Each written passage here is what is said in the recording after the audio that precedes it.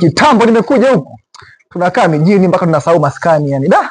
Mazingira yamebadilika kabisa, yamechange. Ona. Mambo. Babu. Odi babu. Alishahama nini babu? Mbona odi? Babu yangu. Nikaanza kusema nani anagonga nyumba ya babu. Babu yangu umeenda lakini nguvu bado unazo babu, uko vizuri kabisa babu yangu. Babu jenzi. Si tutafika kweli mambo kama yako kwa mwili wako utafika kweli? Mungu ni mwema. Kwanza nikwambie kitu. Babu yangu. Na kuona uko peke yako, mwenzako yuko wapi?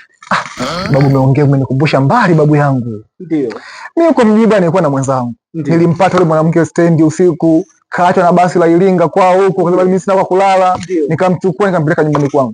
Nikamwamini, tukapendana mjini. Kuishi naye mwenzangu wiki mbili, kazi zetu za usiku hizo, umeenda sehemu nakaa mwezi mzima, rudi nyumbani, nafika pale kaiba kila kitu ndani. Yaani kaiba godoro, kaiba kila kitu. Yaani akaamua akaiba mpaka mlango mwenye nyumba akaondoka nao. Akaniingiza madeni. Kwa hiyo ulipata mwanamke chizi. Yaani mwanamke yani ananiumiza ni mpaka leo sitamani kabisa kuna mwanamke mwingine kwa mpaka leo. Babu yangu. Hapa kijijini kwetu. Kuna msichana. Hapa ndio. Anaitwa Sesi. Kweli?